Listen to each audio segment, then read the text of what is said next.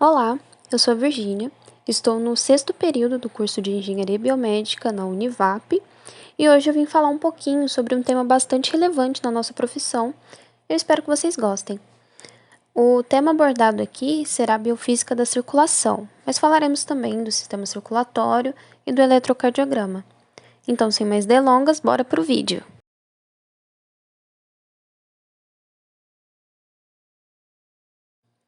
O sistema circulatório tem a função de prover oxigênio, nutrientes e hormônios para os músculos, tecidos e órgãos do corpo. Por outro lado, ele também remove os resíduos excretados pelas células e órgãos, como, por exemplo, o dióxido de carbono. E todos esses resíduos são expulsos do corpo por meio da filtragem que os rins realizam no sangue. O sangue é um fluido complexo e vital que desempenha um papel central na manutenção da homeostase do corpo. Ele consiste em vários componentes celulares e não celulares que contribuem coletivamente para funções do corpo, como transporte de oxigênio, resposta imunológica, eliminação de resíduos e distribuição hormonal. Esses componentes são o plasma, os glóbulos vermelhos ou eritrócitos, as plaquetas ou trombócitos e os glóbulos brancos ou leucócitos. O sangue possui diversas características, sendo elas: viscosidade. O sangue possui uma viscosidade maior que a água devido aos seus componentes celulares e proteicos. Essa viscosidade é importante para manter o fluxo sanguíneo adequado e prevenir sangramento excessivo. E além disso, quanto mais viscoso o sangue for, menor será sua velocidade.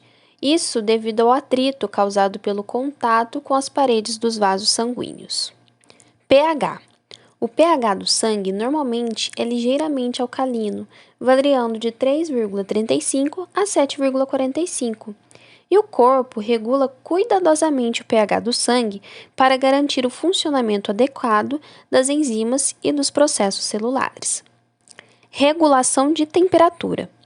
O sangue ajuda a regular a temperatura corporal, absorvendo e distribuindo o calor gerado pelos processos metabólicos.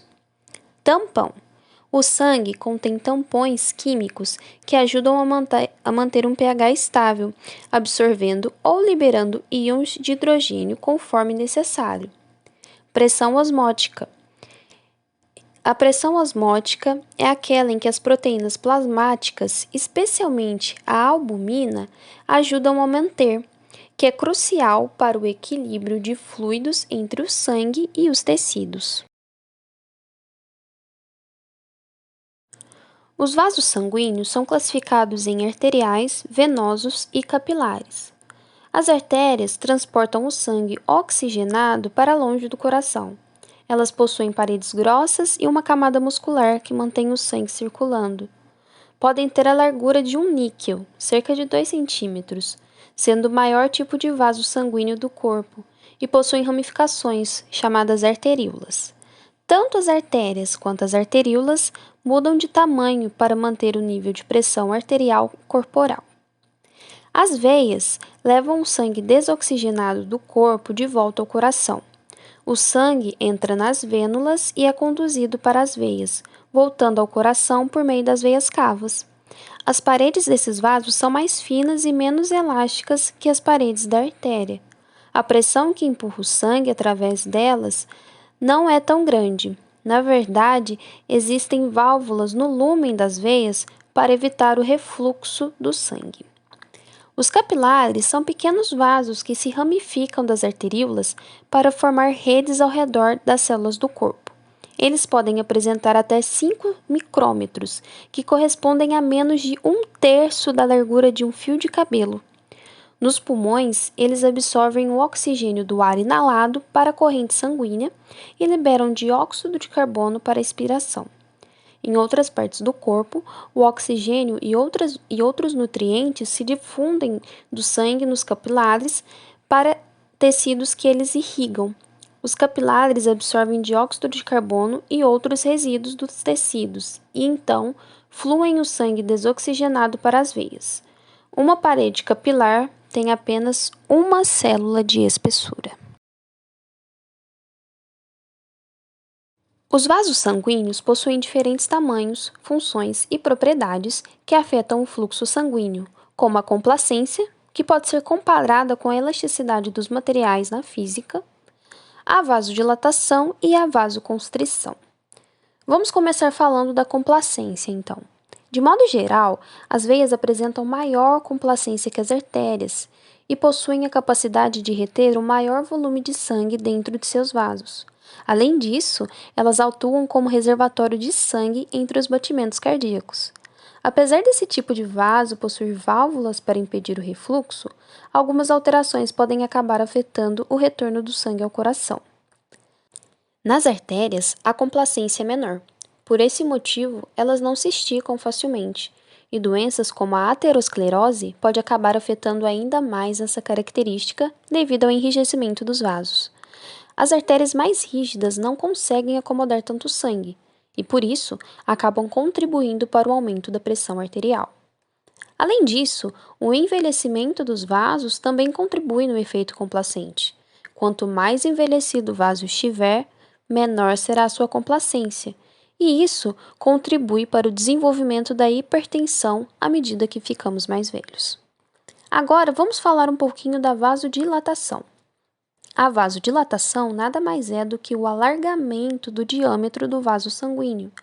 Esse alargamento faz com que a resistência diminua, já que, com um espaço maior para o sangue fluir, o atrito gerado entre o sangue com as paredes é menor. A título de curiosidade, o maior agente vasodilatador do nosso organismo é o óxido nítrico. E essa dilatação pode ser dada quando os tecidos necessitam de maiores quantidades de oxigênio e nutrientes, pois com alargamento do vaso haverá uma maior superfície de contato. E por fim, a vasoconstrição. Ao contrário da vasodilatação, a vasoconstrição consiste no estreitamento do diâmetro do vaso, aumentando assim a resistência gerada entre o sangue e a parede. Esse estreitamento é ativado pelo sistema nervoso parasimpático e pelo hormônio angiotensina 2. Por conta disso, ele causa uma elevação na pressão arterial. Mas além dessas três características, existe também a capacitância. E é muito importante lembrar que capacitância não é fluxo sanguíneo. Embora os conceitos sejam bastante parecidos e confundidos, capacitância e fluxo sanguíneo não significam a mesma coisa. A capacitância é quanto um vaso pode esticar sem aumentar de modo significativo a pressão. Nas veias, a capacitância é maior do que nas artérias e pode ser descrita por meio dessa fórmula aqui na tela.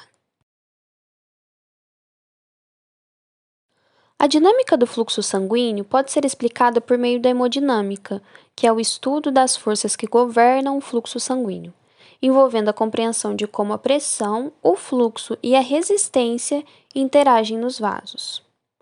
Pressão. O sangue flui de áreas de maior pressão para áreas de menor pressão, sendo o coração o propulsor por meio de suas contrações, que são as sístoles, que empurram o sangue para as artérias. Como é possível ver na imagem que está na tela, a pressão arterial cai à medida que o sangue viaja através de vasos progressivamente menores, ou seja, é maior nas artérias e menor nas veias, tanto no sistema de circulação sistêmica e no sistema de circulação pulmonar. A pressão arterial pode ser afetada por três fatores: o débito cardíaco, a resistência periférica e a complacência dos vasos sanguíneos. O débito cardíaco é a quantidade de sangue que é bombardeado pelo coração por unidade de tempo. E a complacência, como nós já discutimos, é a capacidade elástica que os vasos possuem. Resistência. A resistência vascular é a posição que o sangue encontra à medida que flui através dos vasos. Ela é influenciada pelo diâmetro do vaso, sendo inversamente proporcionais. Ou seja, quanto menor o raio do vaso, maior a resistência apresentada nele. Um outro fator influenciador é a viscosidade do sangue, de modo que quanto mais espesso ele for, maior será a resistência. É possível realizar um comparativo entre a resistência elétrica e a resistência vascular. analisando os vasos sanguíneos como um circuito em série ou em paralelo, sendo que o circuito em paralelo é mais observado nos vasos capilares. Fluxo. Já a taxa de fluxo refere aos volumes de sangue que passa por um ponto específico em um determinado momento, sendo determinado pela pressão e pela resistência. Vários fatores influenciam a dinâmica do fluxo sanguíneo, incluindo a posição corporal, a gravidade, a hidratação, a temperatura e a realização de exercícios. Durante o exercício, por exemplo, o fluxo sanguíneo para os músculos aumenta para conseguir atender a elevada demanda de oxigênio. Além disso, o fluxo pode ser classificado como laminar ou turbulento. O fluxo laminar ocorre em vasos saudáveis, com paredes lisas e que permitem um fluxo suave, sendo mais rápido no centro do vaso e mais lento próximo das paredes devido ao atrito. Já o fluxo turbulento apresenta a formação de um redemoinho irregular ou uma rotação do fluido dentro do vaso, que resulta no aumento do contato do sangue com as paredes do vaso, aumentando assim o atrito e, consequentemente, a resistência. Esse tipo de fluxo pode ocasionar a ruptura do vaso sanguíneo devido à alta pressão, e é bastante comum em vasos com aterosclerose. Velocidade. Além dos fatores pressão, resistência e fluxo, a velocidade também possui o seu papel na hemodinâmica. A velocidade está inversamente relacionada com o raio do vaso. Portanto, com a diminuição do diâmetro do vaso, ocorre o aumento da velocidade. E é importante destacar que a velocidade é diferente de fluxo. A velocidade é uma unidade de distância medida por unidade de tempo, enquanto que o fluxo é uma unidade de volume por unidade de tempo. Além disso, a velocidade do sangue aumenta quando a válvula está estenosada, ou seja, vasoconstraída, e o fluxo não. E velocidade e fluxo, embora diferentes, estão relacionados. A lei de Ohm da física elétrica pode estar relacionada ao fluxo sanguíneo e à resistência. Nesta analogia, o fluxo sanguíneo é semelhante à corrente elétrica, a pressão é análoga à voltagem e a resistência é comparável à resistência elétrica. De acordo com a lei de Ohm, um aumento na resistência resultará em uma pressão mais alta para um determinado fluido. A lei de Poisson em dinâmica de fluidos descreve a relação entre o raio de um vaso e a resistência. Ela afirma que a resistência é inversamente proporcional à quarta potência do raio do vaso. Isto significa que pequenas alterações no diâmetro do vaso podem ter um impacto significativo na resistência e, consequentemente, na pressão arterial. A lei de Hooke descreve a relação entre a força aplicada ao material elástico e a deformação resultante. No contexto dos vasos sanguíneos, quando a pressão dentro de uma artéria aumenta, faz com que as paredes dos vasos se deformem e se expandem até certo ponto. Porém, quando o vaso é menos complacente, ou seja, menos elástico, ele resiste à deformação, causando assim um aumento da pressão arterial. O sistema circulatório funciona por meio do bombardeamento incessante do coração, que faz com que o sangue percorra as artérias, irrigando os tecidos do corpo e sendo coletado pelas veias.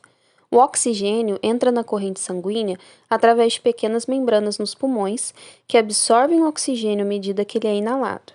Então, à medida que o corpo utiliza o oxigênio e processa os nutrientes, ele cria dióxido de carbono que seus pulmões expelem quando você expira. Esse sistema é composto por 3 etapas: a circulação pulmonar, a circulação sistêmica e a circulação coronária. Na circulação pulmonar, que também pode ser chamada de pequena circulação, o sangue pobre em oxigênio sai do ventrículo direito do coração, por meio da artéria pulmonar, em direção aos pulmões e retorna rico em oxigênio ao átrio esquerdo do coração, através da veia pulmonar. Já na circulação sistêmica, também chamada de grande circulação, o sangue oxigenado sai do ventrículo esquerdo por meio da artéria aorta, percorrendo todo o restante do organismo e retorna com baixo nível de oxigênio ao átrio direito do coração através da veia cava. Por fim, na circulação coronária, a artéria coronária transfere sangue oxigenado da artéria aorta para os músculos do coração, e a veia coronária transporta o sangue pobre em oxigênio do miocárdio para o átrio direito, fazendo com que o coração funcione adequadamente. O coração possui 4 câmaras que trabalham juntas para garantir um fluxo sanguíneo eficiente, sendo 2 átrios e 2 ventrículos. Possui também 4 válvulas que garantem o fluxo sanguíneo unidirecional, 2 septos que separam a parte esquerda da parte direita e vasos sanguíneos que desempenham um papel crítico no transporte de sangue. Existem 2 átrios, o átrio direito e o átrio esquerdo. Os átrios recebem o sangue que retorna ao coração. O direito recebe o sangue desoxigenado do corpo através das veias cavas superior e inferior, e o esquerdo recebe sangue oxigenado dos pulmões através das veias pulmonares. Existem também 2 ventrículos, o ventrículo direito e o ventrículo esquerdo. Os ventrículos bombeiam o sangue para fora do coração. O direito bombeia sangue desoxigenado para os pulmões através da artéria pulmonar e o esquerdo bombeia sangue oxigenado para o restante do corpo através da aorta. A válvula tricúspide se localiza entre o átrio direito e o ventrículo direito e evita o refluxo do sangue do ventrículo para o átrio. Já a válvula pulmonar fica situada entre o ventrículo direito e a artéria pulmonar, impedindo que o sangue retorne ao ventrículo direito depois de ter sido bombardeado para os pulmões. A válvula mitral ou válvula bicúspide encontra-se posicionada entre o átrio esquerdo e o ventrículo esquerdo e evita o refluxo do sangue do ventrículo para o átrio. E por fim, a válvula aórtica se localiza entre o ventrículo esquerdo e a aorta, e ela impede que o sangue retorne ao ventrículo esquerdo depois de ter sido bombardeado para o corpo. O septo interatrial separa os 2 átrios e o septo intraventricular separa os 2 ventrículos. As veias cavas superior e inferior são veias grandes que transportam sangue desoxigenado do corpo para o átrio direito do coração. E a artéria pulmonar transporta sangue desoxigenado do ventrículo direito para os pulmões para serem oxigenados. As veias pulmonares retornam o sangue oxigenado dos pulmões para o átrio esquerdo e a aorta, que é a maior artéria do corpo, transporta sangue oxigenado do ventrículo esquerdo para todas as partes do corpo. A atividade elétrica do coração pode ser compreendida por meio de princípios da física, principalmente aqueles relacionados à eletricidade e aos circuitos elétricos. O sistema elétrico do coração é responsável por gerar e conduzir sinais elétricos que coordenam a contração das células musculares, levando ao bombardeamento rítmico do sangue. Potencial de ação. O potencial de ação do coração pode ser comparado ao impulso elétrico em um circuito. Ele envolve mudanças nas concentrações de íons, por exemplo, sódio, potássio e cálcio, e no potencial da membrana, que seria a tensão através da membrana celular. Movimento dos íons. Durante um potencial de ação, os íons se movimentam através dos canais iônicos na membrana celular. Por exemplo, os íons de sódio entram na célula, causando despolarização, que consiste no aumento do potencial de membrana, enquanto que os íons de potássio saem da célula, levando à repolarização, que é a diminuição do potencial de membrana. Este movimento de íons pode ser comparado ao fluxo de carga em um circuito elétrico, pois quando os íons se movem, eles criam uma corrente elétrica. Caminhos de condução. O sistema elétrico do coração possui estruturas especializadas, como o nó sinoatrial, o nó atrioventricular e as fibras de Purkinje. Esses formam uma rede para transmissão eficiente de sinais. Essas vias podem ser consideradas vias condutoras em um circuito elétrico, garantindo a contração coordenada de diferentes partes do coração. ECG e sinais elétricos. O eletrocardiograma é uma representação gráfica da atividade elétrica do coração ao longo do tempo. Ele registra mudanças de voltagem na superfície do corpo como resultado dos sinais elétricos do coração. Ciclo cardíaco. O ciclo elétrico e o ciclo mecânico do coração, que são respectivamente a contração e o relaxamento, estão intimamente interligados. Os sinais elétricos controlam o tempo das contrações que garantem um bombardeamento sanguíneo eficiente. O eletrocardiograma, mais conhecido como ECG ou EKG, é um teste não invasivo, rápido e simples que avalia o ritmo cardíaco e a atividade elétrica do coração por meio da amplificação de seus impulsos elétricos, transcrevendo-os para uma tela ou papel. Mas antes de mais nada, vamos ver um pouquinho sobre o seu lado histórico.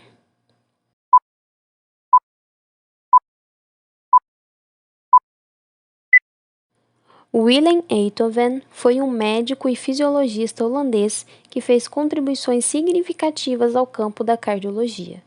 Por seu trabalho inovador em eletrocardiografia, ele recebeu o Prêmio Nobel de Fisiologia ou Medicina, sendo sua conquista mais notável o desenvolvimento da primeira máquina prática de eletrocardiograma em 1903, que revolucionou o diagnóstico e a compreensão das doenças cardíacas.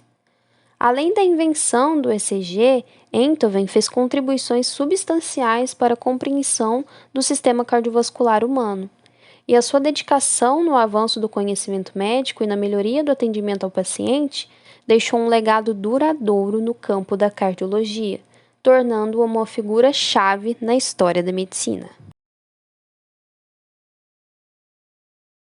O eletrocardiograma é registrado através de um eletrocardiógrafo, podendo ser de 3 tipos: o eletrocardiograma de repouso, que normalmente é chamado de eletrocardiograma convencional e é realizado quando o paciente está deitado em uma maca. Ele pode identificar vários tipos de doenças cardíacas, como distúrbios de condução elétrica, alterações estruturais cardíacas ou patologias de órgão adjacentes, e tem duração média de 10 minutos. O ECG de esforço é conhecido também como teste ergonométrico, teste de esteira ou tolerância. É realizado com o paciente executando algum tipo de exercício físico e a realização de um exercício é fundamental para a análise do funcionamento do coração sob condições de estresse. O exercício inicia-se de maneira lenta e fácil e vai aumentando de maneira gradual. Ele pode colaborar no diagnóstico de doenças cardíacas e na sua gravidade, permitindo avaliar arritmias e repercussões clínicas de problemas valvares e tendo uma duração média de 20 minutos. O Holter, também chamado de eletrocardiografia dinâmica ou gravação ECG de 24 horas, é um dispositivo de gravação que funciona com bateria. Ele apresenta fios de eletrodos fixados no peito do paciente, que devem permanecer lá por todo o período de medição, e é fixado ou apoiado pelos ombros ou na cintura. Tem duração de 24 a 48 horas. O gráfico gerado pela ampliação dos impulsos elétricos emitidos pelos batimentos cardíacos é formado pelas ondas P, Q, R, S, T e O. Cada onda, intervalo ou complexo representa uma fase da passagem dos impulsos elétricos responsáveis pela atividade elétrica cardíaca. A onda P representa a despolarização atrial. As ondas QRS, também chamadas de complexo QRS, representam a despolarização ventricular. Mais precisamente, a onda Q representa a despolarização septal, a onda R, a despolarização das paredes ventriculares e a onda S, a despolarização das regiões atrioventriculares. A onda T representa a repolarização ventricular. E a onda U representa uma deflexão após a onda T, que indica o final da repolarização ventricular. E tanto a repolarização atrial quanto a despolarização ventricular ocorrem juntamente. Então é isso, gente. Obrigada!